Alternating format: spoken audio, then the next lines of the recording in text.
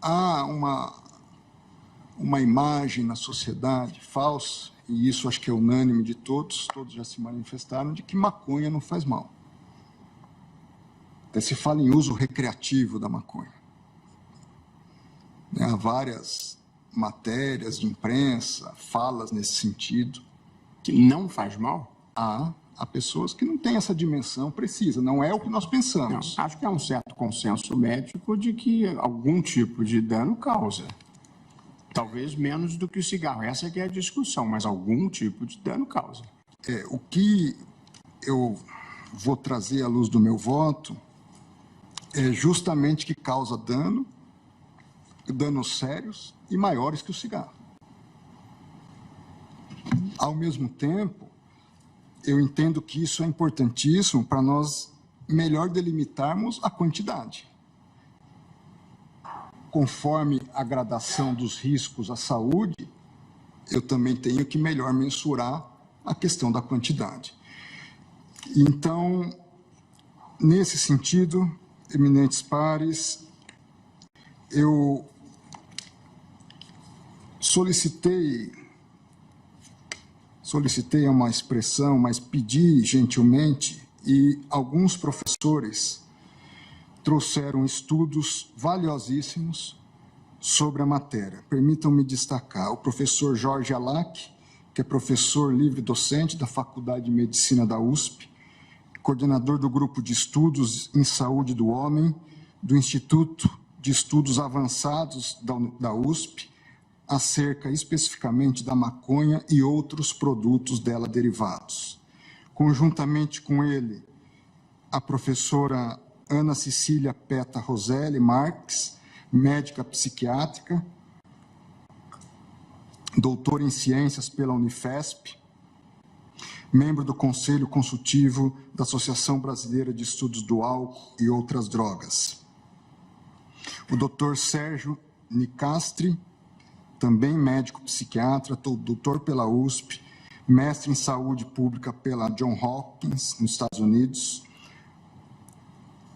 e o professor Arthur Guerra de Andrade, que é professor e médico psiquiatra na Faculdade de Medicina do ABC e também da do Departamento de Psiquiatria da Faculdade de Medicina da Universidade de São Paulo, e coordenador do programa Redenção na Cracolândia. Eles apresentaram um estudo bastante extenso, eu vou fazer referência a alguns pontos.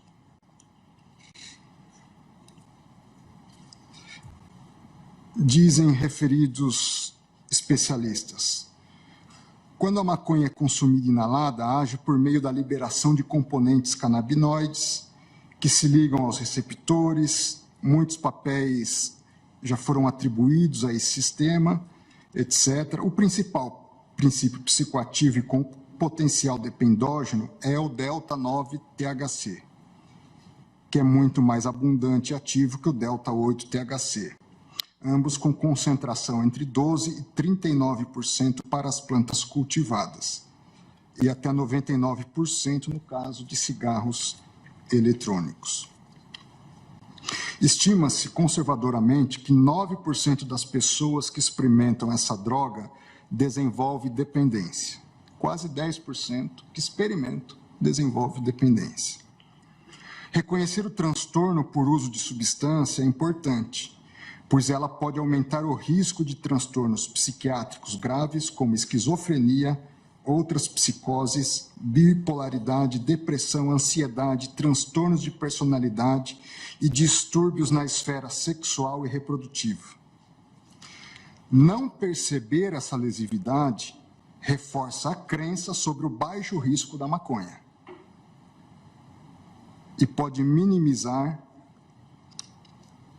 os seus efeitos nocivos. Fumar maconha, transformar maconha em alimentos ou cosméticos como se fosse um produto qualquer, vai além do usuário e pode atingir a família e a sociedade.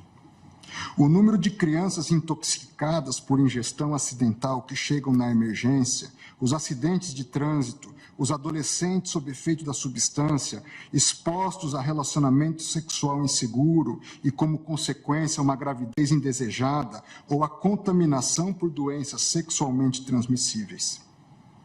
A escalada para o uso de drogas de abuso, o envolvimento em situações de violência ou relacionamento abusivo, prejuízo cognitivo e a síndrome amotivacional, a queda acentuada da fertilidade masculina e do libido, com graves consequências na vida sexual e reprodutiva, além de cognitiva. Comprometimento na vida escolar, universitária, acadêmica, laboral, familiar e social, entre outras. Repercussões observadas nos estudos vêm aumentando. O uso crônico da maconha tem sido associado com aumento de taxas de ansiedade, depressão, bipolaridade, esquizofrenia, com uma única inalação sendo responsável por desencadear esquizofrenia em 13% dos casos. E que vai se perpetuar pela vida toda de indivíduos que, sem este gatilho, nunca manifestariam. Em relação a jovens e adolescentes, dizem os especialistas e professores, a adolescência é um momento de maior vulnerabilidade e muitos fatores podem favorecer a experimentação e a manutenção do uso de substâncias. Quanto mais cedo e frequente e prolongado o uso, maior a vulnerabilidade para problemas. Estudos mostram que os indivíduos têm iniciado o uso bem mais cedo e a concentração de delta-THC, principal componente da planta, com poder dependógeno, aumentou muito. A maconha dos anos 60, difundida no festival de Woodstock, tinha algo ao redor de 2 a 3% de THC. Hoje, a concentração alcança até 12 vezes mais do que há 60 anos. E é 30% maior do que há 20 anos, demonstrando um claro direcionamento para plantas mais psicoativas e que irão criar maior dependência nos usuários e os torna mais suscetíveis a desenvolverem complicações médicas.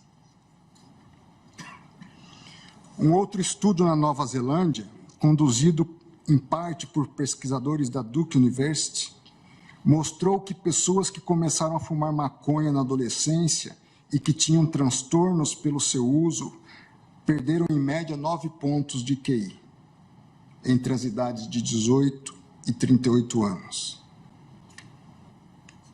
O uso precoce, antes dos 18 anos de idade, também traz uma série de prejuízos ao QI verbal, ao QI em larga escala.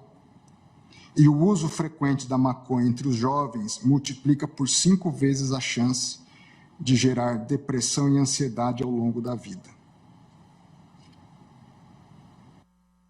Sendo que esses sintomas podem, além da ação direta da maconha, estar associados a eventos psicossociais, como, por exemplo, fracasso, abandono escolar, desemprego e crime, e podem levar a taxas mais elevadas de transtornos mentais.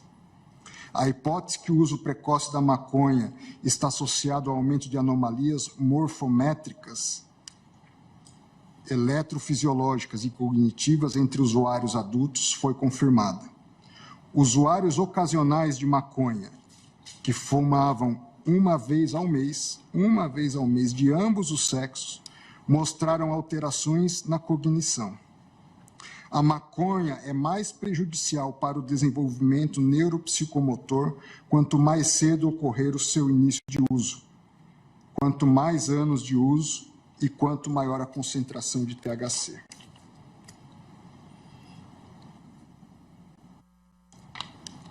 O impacto da maconha na gestante e no feto. No caso das mulheres gestantes ou em período de amamentação, apesar de todas as recomendações médicas indicarem que a maconha e seus derivados não sejam usados neste período, os dados demonstram uma situação muito diferente. Estudo publicado no Canadá indica que 14% de mulheres grávidas, 14%, relataram o uso pesado de maconha durante o período do primeiro trimestre de gravidez, Ainda no caso de gestantes, um estudo apurou que 70% dos locais, espasmem, 70% dos locais de venda legal de maconha, consultados no Colorado, indicaram o uso de maconha para mulheres grávidas, como forma de tratamento de enjoo. No feto, as repercussões no desenvolvimento fetal pelo consumo no período pré-natal são relatadas. A exposição intrauterina à maconha pode determinar alterações na vida adulta, inclusive a predisposição para o consumo de droga.